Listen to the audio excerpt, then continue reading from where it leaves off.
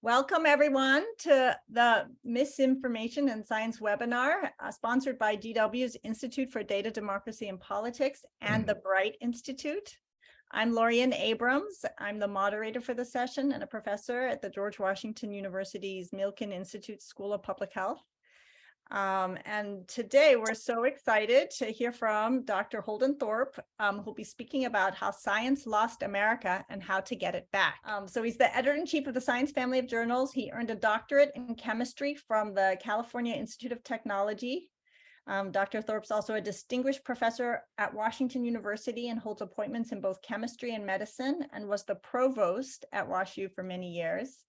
And in addition, and perhaps most importantly to all of us at GW, he's an adjunct professor at GW, where he teaches a class on science and misinformation to our undergrads.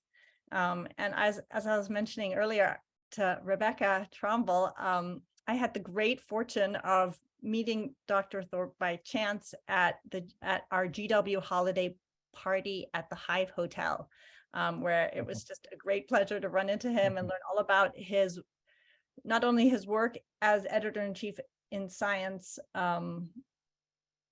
in general, but specific to the science of misinformation and how we can improve science communication, advocate for better science communication.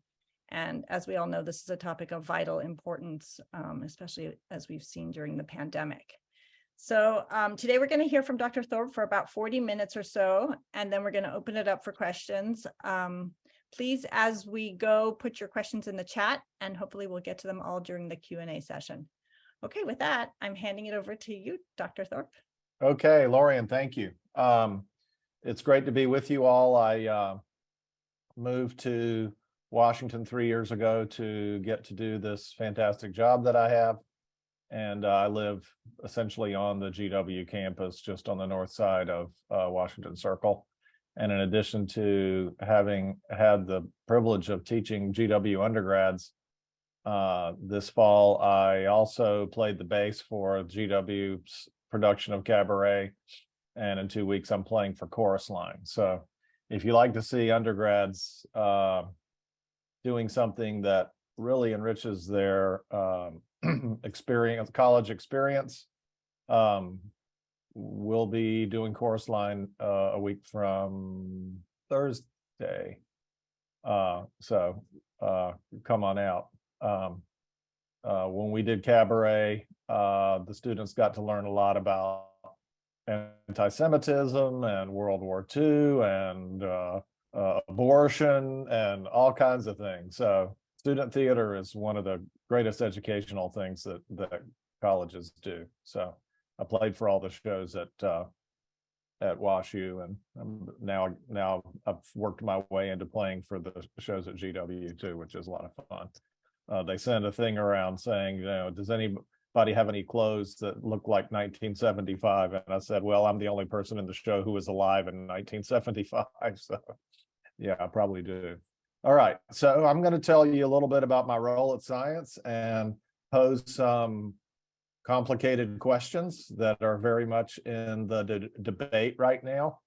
There's a big event some of you may have followed this week with Nature, which I'm going to talk about, which relates to all this. Okay, so let me see if I can share my screen.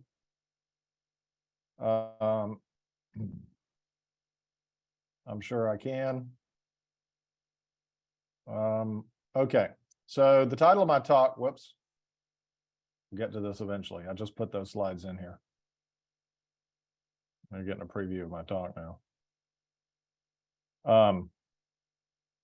So the title of my talk is How Science Lost America and How to Get It Back. Now, that's a provocative title, so I've been going with it of late. Some people say, how come it's not How America Lost Science and How to Get It Back?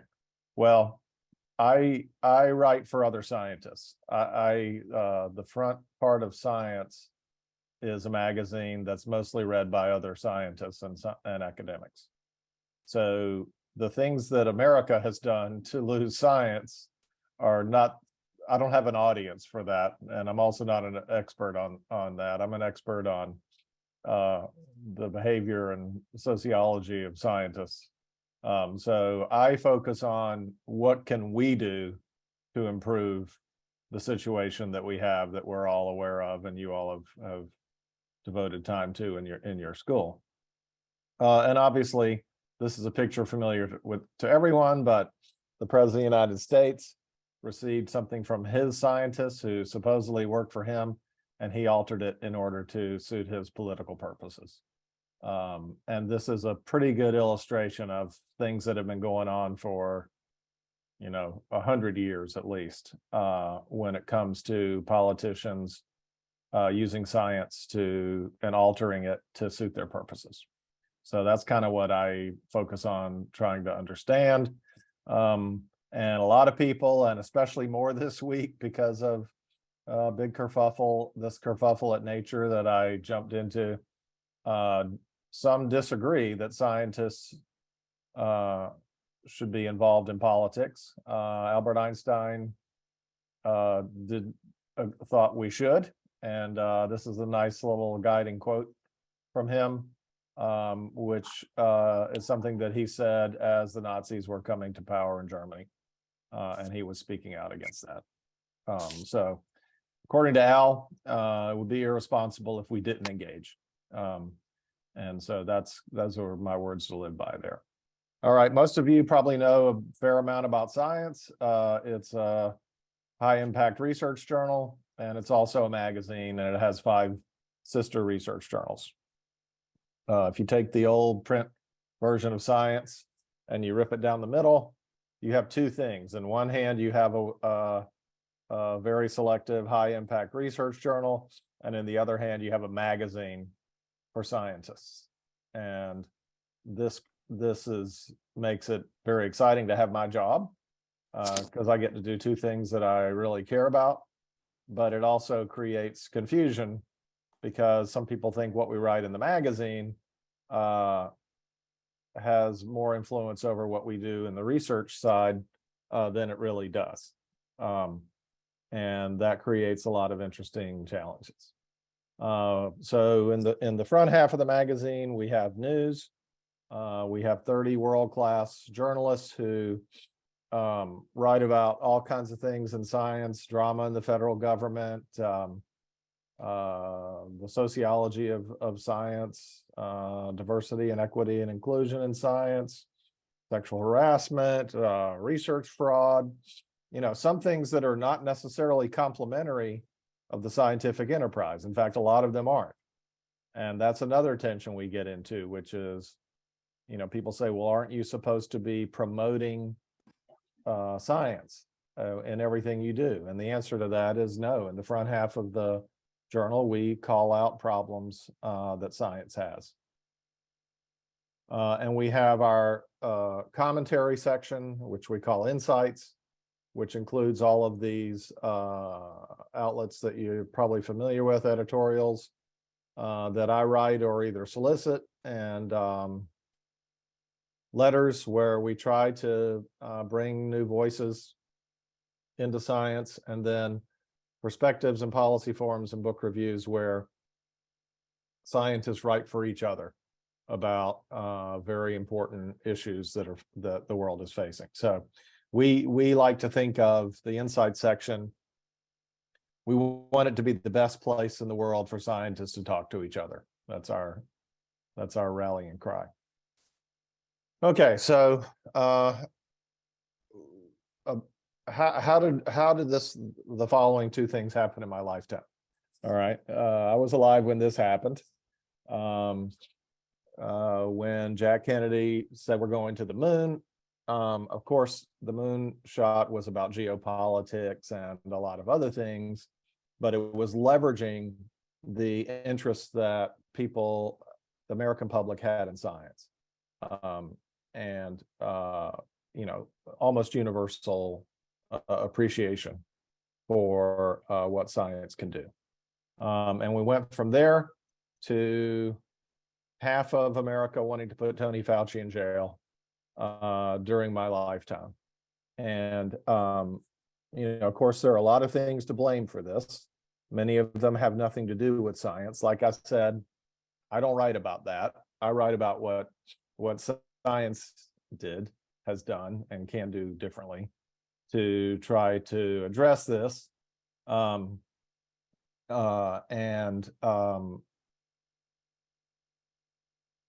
I think it's dire, and if not now, when?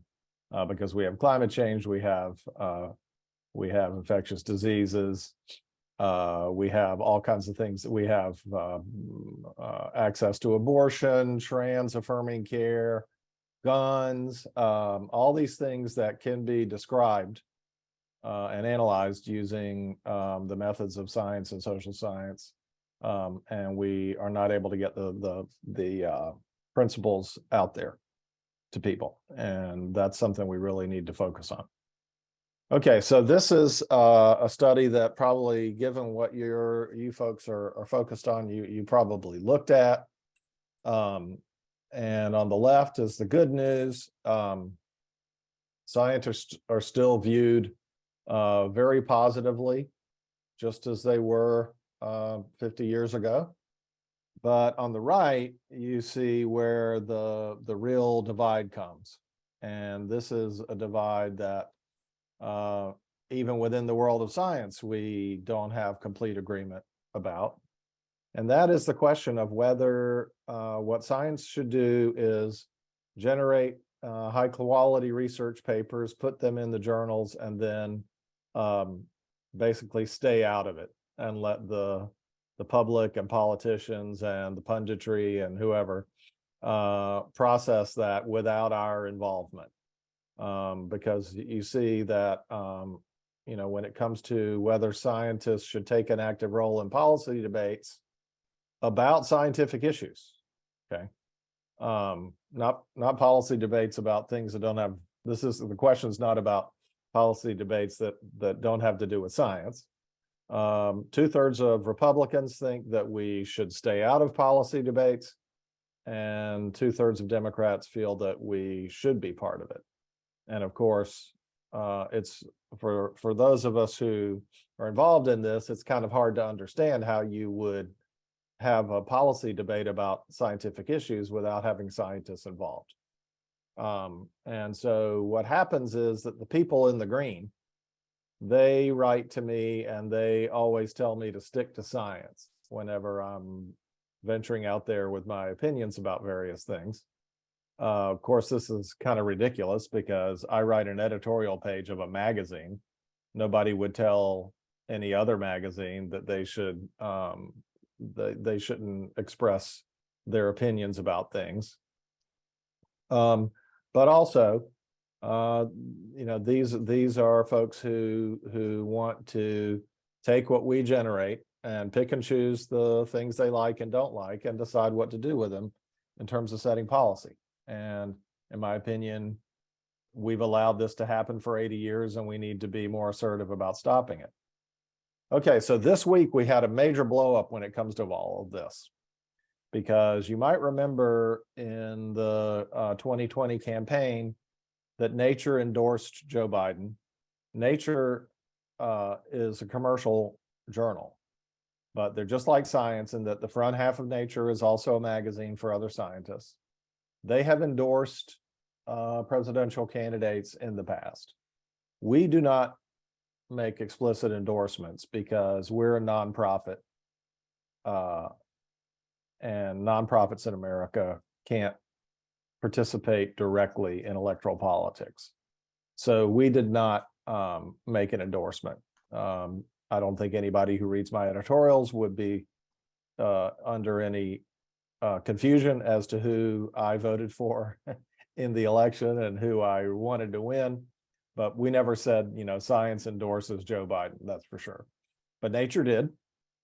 They did it, as you see in this first headline, because they felt that given climate change and all the things that Trump was doing, that they needed to cover politics more than ever. So then this week, they published in Nature Human Behavior a study that some of you have already seen, but given what you're interested in, I would recommend you go read it if you haven't. Saying that political endorsement by nature and trust in science, the political endorsement eroded trust in scientific expertise among people who disagreed with their endorsement.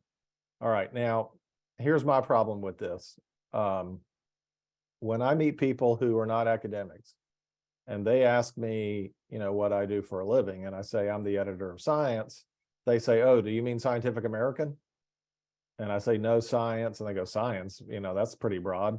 But most people outside of academia haven't heard of Science and Nature. All right, these are magazines that are written for other scientists. Scientific American has broader awareness as a brand, and because people used to see it on the newsstand. But Science and Nature are inside baseball. Certainly when we're putting together the front half of the magazine, we're asking ourselves, what do other scientists want to read? Not what, most of the material in there is while we try to make it accessible, it's made accessible so that other scientists can read it, not so that folks in the general public can read it. So Nature published this paper, which showed that if you asked people whether Nature's endorsement eroded their trust in science, some said yes, but it didn't say, had you already heard of Nature before you took this survey? Okay. And so in my opinion, there's a little bit of a academic fallacy here. Nature, so this was in Nature Human Behavior, and then Nature, the flagship Nature, ran an editorial saying, "Yeah, we get all that, but we're not going to stop endorsing candidates." And a firestorm has ensued. I got on Twitter and defended Nature because despite our competitive relationship, Magdalena Skipper, who's the editor of Nature, and I have a very collaborative and cordial relationship. I got a lot of snark about this myself, and you can find it all by just looking up my Twitter mentions if you if you want to hear about all the terrible things that I apparently have done in my life. All right, so that just shows you how, but I think the other thing that is important, and there are probably people on this call who feel that from a social science and political science perspective, Science and Nature should stay out of all this. And that's something I'll make sure to end this talk in plenty of time for us to have a debate about that. But what I would say about this is that there's certainly not agreement in the scientific community about these issues. I would say most people, most scientists who I hear from, like it that their two flagship magazines are standing up for science. But there are people who believe, based on principles in political science and stuff, that we should stay out of it. So that's something the scientific community really needs to resolve with itself. All right, so here are kind of the four things that I tend to go over as to how we've allowed the situation to get where it is. The first is something that an outstanding historian of science named Naomi Oreskes calls supply side science. And what she's referring to there is the idea that ever since we've had federally funded science in the United States, we've taken mostly the position that we should stay quiet, fill the journals up with great papers, and hope that it trickles down to doing the right things for the world. I think it's fair to say that after 80 years that didn't work. And we have to come up with a way to be more engaged. But it's very complicated because a lot of the policymakers always want to get more money when they go to Congress and ask for the budget. And as a result, they don't want to upset the two sides. And that leads to things like, all this stuff that we've had around China and Chinese scientists and Chinese born scientists. I have a pretty tough editorial coming out about that in an hour and a half.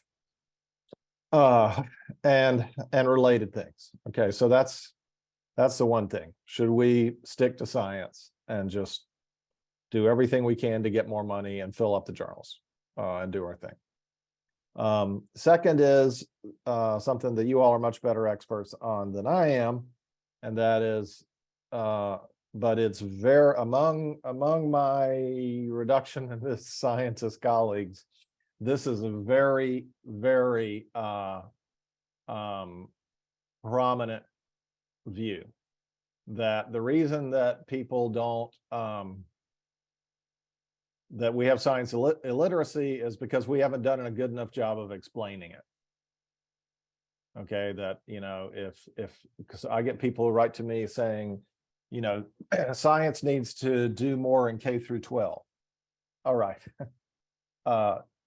We don't have anybody who works for us who understands, elementary education, pedagogy, and all of the important things that you understand if you're an actual educator.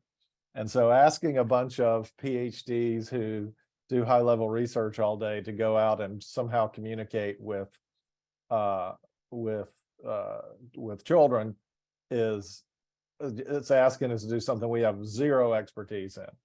But they're just convinced that if everybody understood evolution and how beautiful it was, that we wouldn't have disagreements about the fact that natural selection is responsible for us all being here. All right, I don't think most education scholars don't agree with this deficit model, and I certainly don't see that as something that we can contribute to. But people ask me, can you make more cool videos? All right, well, I'll tell you, want to know what videos do well on our website? Bugs jumping around. All right. Not things that explain anything. All right. Then, of course, there's, I think, a lot of political naivete.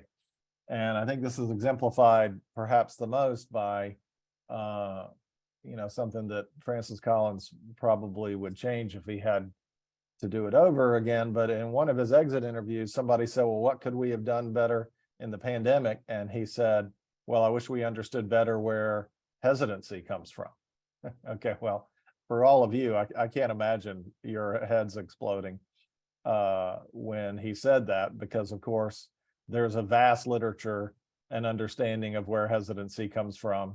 But a lot of the people at the bench just haven't taken the time to inform themselves about this, and so they make these beautiful vaccines and are mystified by the fact that people don't want to take them. All right.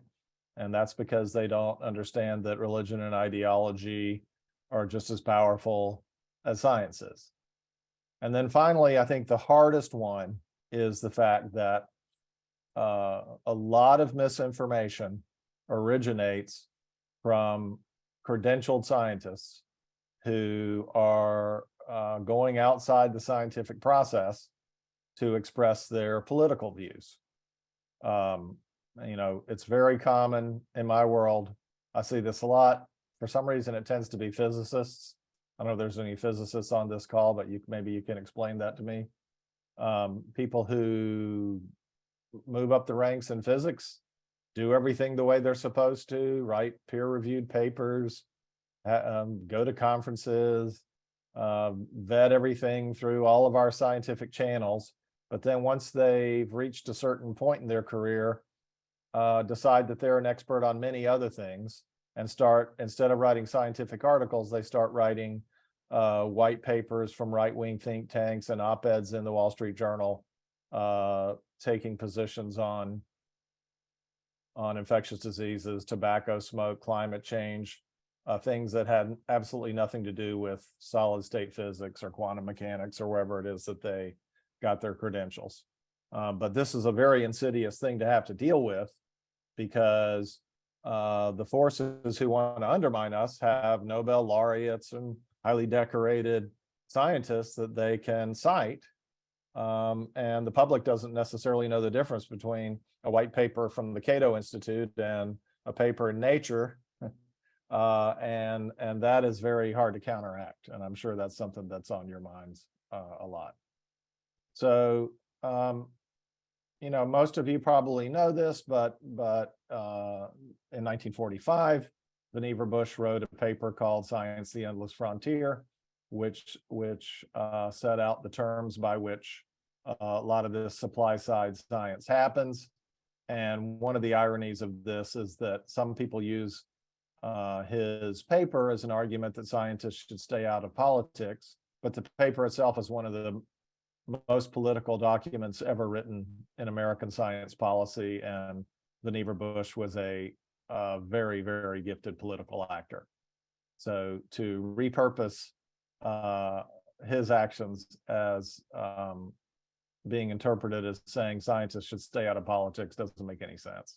But it's done frequently in Washington, and I'm saying this in Washington, so I just hope I don't get struck by lightning for saying something negative about Vannevar Bush. But his statue is up at the National Science Foundation, and almost every meeting about science policy starts off with a rehearsal of the canonization of Vannevar Bush. And he did a lot of great things, but he didn't like the humanities and social sciences at all. He was an unapologetic reductionist, and he was a shrewd political actor.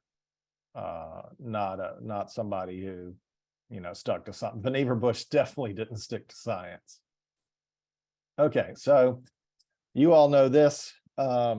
Science is more than research, but when I give this talk to other scientists, I really have to hit this hard, because one of the problems we have is that researchers tend to not realize that we need help from people who are good at communicating.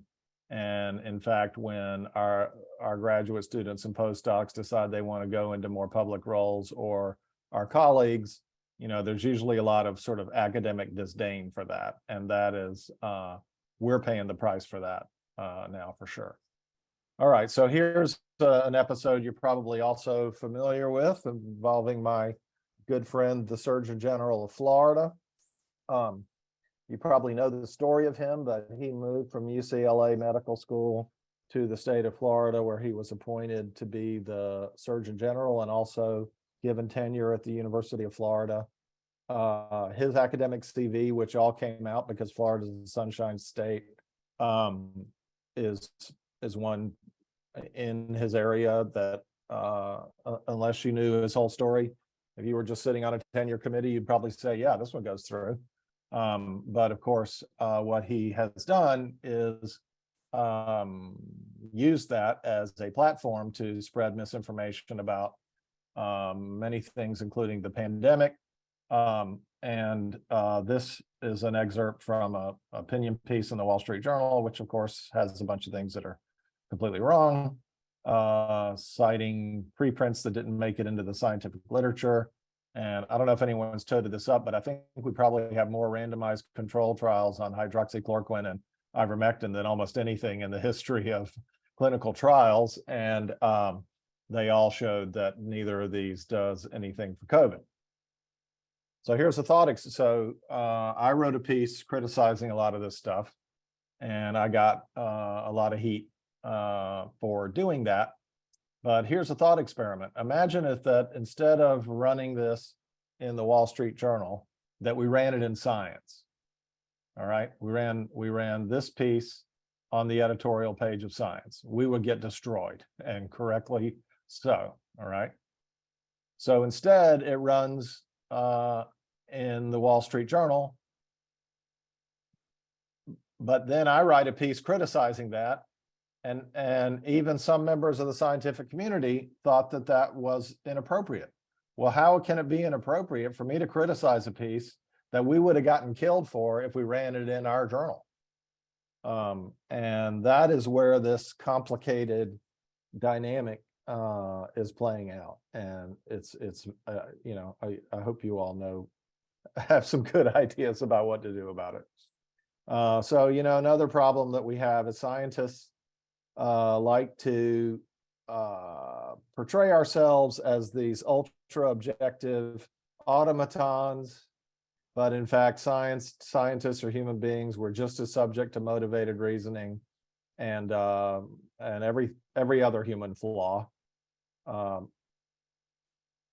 But thankfully, we participate in a process of science where there's a social process that validates scientific findings and makes them into knowledge. And that eventually averages out all the biases that go into individual scientists working. But our addiction to this idea that there are lone geniuses out there who single-handedly create a lot of these things, when we propagate that myth instead of explaining that science is a social process, then a lot of the challenges that we have are borne out. Okay, I'm going to skip ahead. Well, let me just say this one thing about the political stuff. So, why is all this happening? So this is Naomi Oreskes's new book, which I recommend to you. And it posits a very important thing, which is that in the last 100 years, followers of Hayek and Milton Friedman have expanded the definition of American freedom to include not just civil and religious liberty and representative democracy, as we all know from the founding documents, but also to include free enterprise. And this really happened as a result of a lot of things that happened in the 20s and 30s regarding the rollout of electricity to the United States and other things related to the need to have low amounts of regulation. Got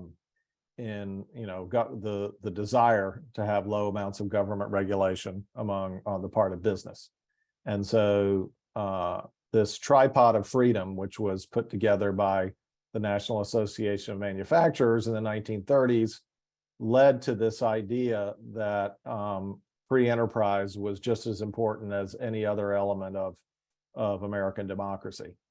And that is, of course, something that we've been fighting against. And if you look at when science is undermined, and I always want to point out that there are times when Democrats have allowed their ideology to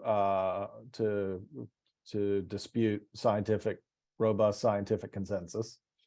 And so many of them are my musical heroes. So this is always painful for me to bring up, but I think there's still not a consensus, but there are a lot of people who believe that we should have been building nuclear power plants for the last 50 years, because now we're doing things like driving electric cars and recharging them with coal-fired electricity. And people that I adore, like James Taylor and Bruce Springsteen and Jackson Brown, mobilized against that. And, they wanted more regulation, right? And the same thing with genetically modified crops and people who are opposing animal research. But, on the other side, where the political forces are in the direction of less regulation, of course, that's where more of the big issues are. And essentially all of the undermining of science by the right is directly related to their desire to have less government regulation and more unfettered free enterprise. And so you can basically just use the role of government as a proxy for whether people are going to contest science or not.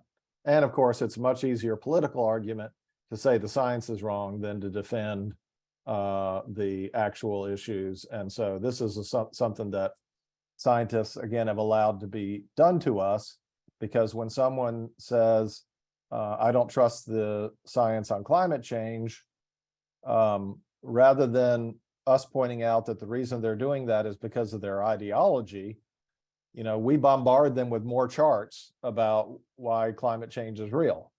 And I'm pretty sure that that's not the right way to address that. All right, I'm going to skip ahead so that we can get more to the conversation, and we may get to some of these other points as they come up. But first, I got to tell you that I get to work with a lot of brilliant people. Here are all the research editors at Science. Here is the visuals team that make our journals the most beautiful in the world. And thanks, Lorian, for inviting me. So glad I ran into you, and I'm excited to hear from all of you who know a lot more about this in a disciplinary sense than I do. So I look forward to the discussion we're about to have. Thank you. Thank you for that. So I get to ask the first question, and I see we don't have questions in the chat. So feel free to write your questions in now, or raise your hand and we can call on you for questions. And I see some questions coming now. So, I mean, I start by thinking about, there always has been science misinformation. It's not a new problem, but something about the current time makes it harder to refute. And I wonder what you think about like the role of the changing media environment and how scientists have to have a louder voice, or, as you were suggesting, educate people about how science is done in a new way because of the changing media environment that we're in with social media and the speed with which news can travel and anyone can have a megaphone and so forth and so on. Yeah, so definitely. And I think the first thing is for scientists to be realistic about how hard this is. So, a lot of people think that, I have an enormous megaphone, all right? Because on a good day, there's about 1 million people on Science's website. Now, most of those are people who read a paper on PubMed, came in and looked at a paper and went back out to PubMed, all right? But there's still a lot of people circulating through our content, and we have more followers on social media than any academic journal in the world. And we're going on 4 million Twitter followers on our Science account, and 6 million on Facebook. That sounds like a lot, but Joe Rogan has 100 million people listening to his podcast. So we're basically off by 1.5 orders of magnitude. So that's the first thing to keep in mind, because a lot of scientists will pound away on our little channels thinking that they're going to have an impact, and that's not enough for sure. But there's another huge question here, of course, which is if scientists are talking to each other on social media and we're debating things, we're doing what scientists have always done, right? It's just now we do it in public. And the opportunity for other people to come grab that and do something with it can create a lot of problems. Now, I happen to believe, and I've written that, I think the benefits of being able to discuss things more frequently without having to go to the Gordon conference or wherever we used to go to do that is good for getting to scientific consensus. And the ill effects of it are something we need to manage. But there are lots of people who, tell me that, I mean, most of the people who read my tweets are scientists, but occasionally I say something crazy that takes off. And then people say,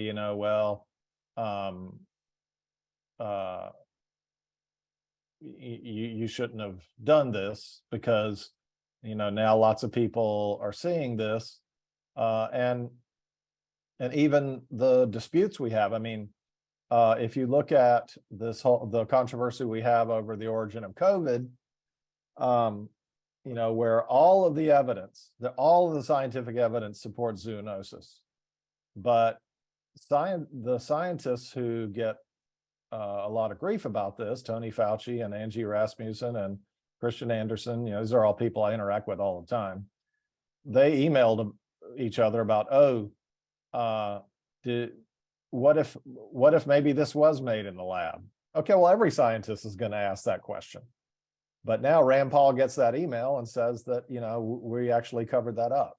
So yeah, I think we're certainly not adapting as far as misinformation is concerned to the media environment that we have. No question about that. I see Mallory's got her hand up. Yeah, thank you so much for this talk. I'm a graduate student at Stanford. So, you know, Naomi Oreskes talks about how Fred Seitz was one of them was the Hoover, he was one of the merchants of doubt, and he was a Hoover Fellow, the Robert Wesson Fellow, and the current Robert Wesson Fellow is Scott Atlas, who is a prominent voice of COVID misinformation. We've had a few of these on campus. And I have a student, as a student have like tried to push back on it, but it's been challenging because of like the power imbalances that exist within science. A lot of the time these contrarian scientists can also retaliate. So I wanted to know your thoughts, first of all, on like the training that graduate students should be getting to be better equipped to counter misinformation, but then also how we as a scientific community can address these power imbalances that make it harder for more junior folks to speak out. Yeah, so for one thing, first of all, I think it's absolutely awesome that you're even aware of this. Most scientists who are cranking away in the lab have no idea, and certainly this was true of me when I was a graduate student. I learned, I didn't engage with any of this stuff until I became an administrator. I was cranking away in my reductionist world. And so I think exposing more students to this is really important. And I think we do a lousy job of that. And a good readout of that is I taught this class this fall out of Merchants of Doubt. And of course, we talked a lot about Fred Seitz and Fred Singer. I had a slide about Fred Seitz that I skipped, ran out of time to cover, but he's a very illustrative figure. And the class was listed in chemistry. No science majors took it. I had 14 students. They were great. They were very enthused. It was a first-year seminar. No science students because they got too many requirements with their calculus and their mass transport and their quantum mechanics and all this genetics and all this stuff that they got to take. And so one major problem, I'm not answering your question, but I'm providing some more background to it. One major problem is that the scientists have filled these degrees up with so much redundant didactic material that we don't teach people how to think about this. And that leads to Fred Seitz and Scott Atlas being able to do this kind of stuff in the way that you're calling out. So as far as the as your voice and whether you can do anything about it, I mean, there's another huge problem with and I get this criticism all the time. I'm guessing from your question, I wouldn't get it from you.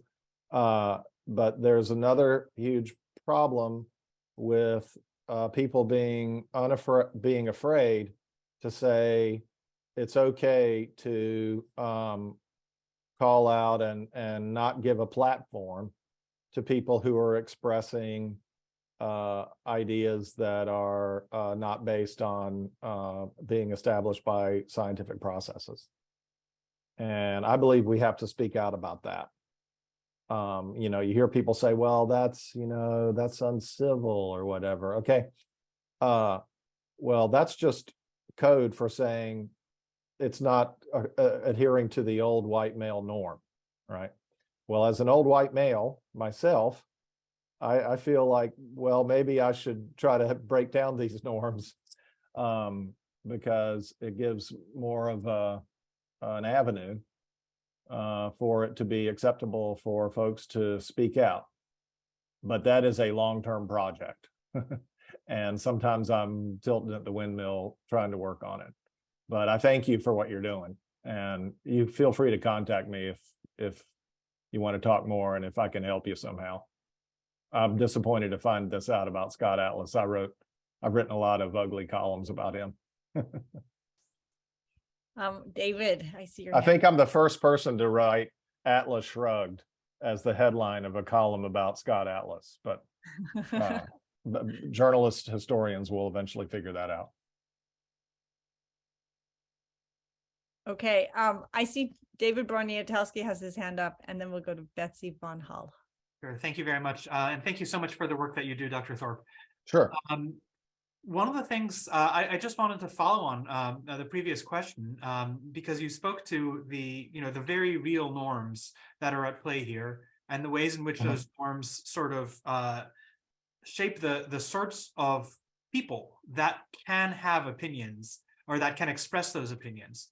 And I was wondering if you could speak a little bit to the ways in which the peer review process itself may reinforce or whether they reinforce those norms, and whether there may be opportunities to keep the peer review process or to modify the peer review process such that it's not as exclusionary in this way.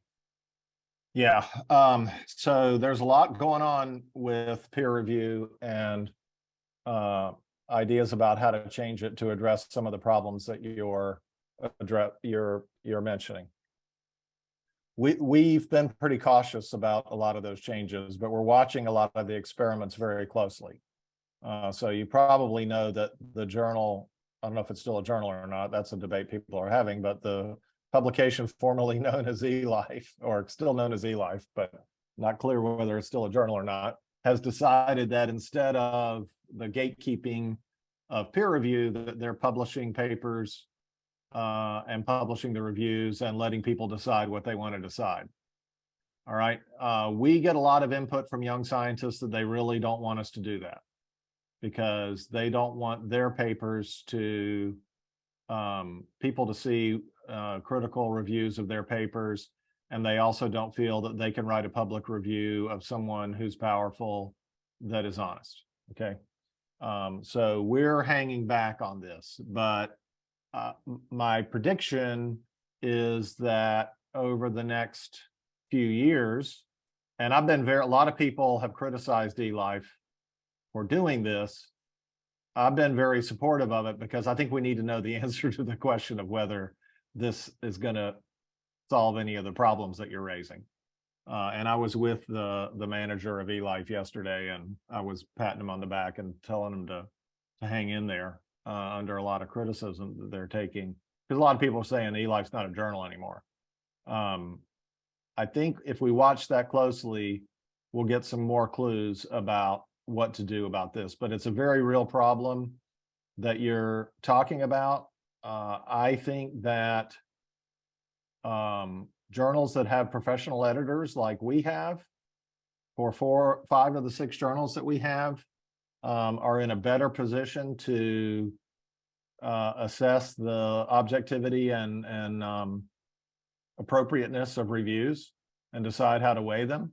I think journals where you have academics who are part-time editors, they tend to look at the reviews quickly, decide if they're positive enough, and push the button and move on. And so part of that problem is being driven by just the high volume of papers, because the journals that we use professional editors for publish a pretty small number of papers, and the editors put a lot of effort into those. Now, the academics will tell you that the problem with that is that our professional editors aren't in the labs doing their own thing anymore. But having journals, because we have a journal, Science Advances, that does use academic editors. And I grew up in the ACS system, which is academic editors. And I've seen both systems up close. And I guess I would say that the professional editors certainly are people who can account for what you're talking about a lot more than journals where you have academic editors, just because of the amount of time that they put in the paper. Oh. Thank you. I see my old friend Tom Linden put a question in here. So Tom, hope you're doing well. Great to see your name pop up there. We There you are. we have also in the chat a point of clarification. You mentioned that something happened 80 years ago, and it wasn't. Oh yeah, that's when Vannevar Bush wrote his paper, and that's when we got the federally funded scientific enterprise in the United States. So that is a major. So at the end of before World War II, we didn't have the NSF and the NIH. 1945 is when the founding documents for that were written, and when we started having federally funded science in the US, and that's when it became much more nationalistic, and that's when you know, a lot of compromises started to get made in order to get more funding for science. Okay, let's go to Betsy, and then we can jump back to the chat. Okay. Great. Thanks so much for a great talk. I'm Betsy Von Holly. I'm a program director at the National Science Foundation, and I'm doing my sabbatical here at GW. And I was really intrigued by your idea that scientists should play a more active role in politics. And you know, one question that I have about that is if scientists did that and then tried to kind of go away from this really strict adherence to appearing completely unbiased, right, by not getting into politics, do you think that would erode the public's, you know, value or trust in scientists if they did do something that, you know, goes in the realm of politics and politicians who they don't trust as much? Yeah, so that's the debate that I'm trying to get people to have. You know, your boss does a really good job, I think. He's part of it is he's just so good at public speaking that people tend to follow what he says. But right, so I think the argument for us being more engaged, in addition to the fact that we got to change something, is that we're not objective. We're not as objective as we portray anyway. And when that is revealed, that undermines people's trust. So we might be better off trying to explain to people that no individual scientist is this utopian idea of a completely objective individual who doesn't have motivated reasoning and doesn't have an ideology and all these things that are unrealistic about human behavior. Because guess what? We have racism and sexism and homophobia in science. We have research misconduct, and we have, you know, just people who interpret results according to their ideology. But what we do have is a social process where, particularly if you have a diverse enough group that's vetting and experiencing and debating science, you can wash all of that out. But because we've sold this Charles Darwin and Albert Einstein and Marie Curie and all of these individuals, rather than the collective, you know, we're playing catch up. And so my proposal is, let's celebrate the messy, human, wonderful, flawed world that we all inhabit, rather than constantly scrambling every time people find out that we're human beings. But there are a lot of people who make the precise argument you just made, and a bunch of them are making it in my face right now because I defended Nature's decision to do their endorsement. Thank you so much. That really helps. Sure. Okay, I'm going to jump to the chat. This is a question about you, because let's see. Oh, wait, I want to go to the first one. Science is more than scientists and includes teachers, industry scientists, and others, like we saw your slide with Dolly Parton. How often are these voices given a platform in science family of journals? Yeah, certainly the ones who are the people who are in these kinds of roles in the scientific community, but are not but are still, trained to some extent in science. That we give a lot of science policy and journalism and communication folks a voice in the front half of the journal. Obviously they don't have a lot of research papers in the back half, but in the inside section, that's a big part of what we do. And we have, and on the editorial page, and even in the policy forums to some extent, we have, public figures who we think people should hear from. So yes, we do, and we're always looking to do more of it. But when it comes to Dolly Parton, I mean, I just to tell you the challenge, I want, to me, Dolly Parton is the most popular person who's also an advocate for science in the United States. Republicans and Democrats love her, and she's pro-science all the way. I suggested that maybe we should have her come speak at a AAAS meeting, and I got completely shot down. And that's not good. I mean, if there's anybody that the world of science needs right now, it's Dolly Parton. Should we be training people like Dolly Parton to be better, clearer, or more scientific in what she does? I mean, obviously she does a great job just as she is, but what do you think? Of course. Yeah. I mean, that's something we should make an investment in. But again, this is why this whole supply side science is such an insidious thing, because we're always going to choose to build more labs and buy more pipette tips over using those resources to do this kind of thing. And we're paying the price for that. Okay, we're coming to the last question from Robert Basil, and then I think we're gonna. Okay.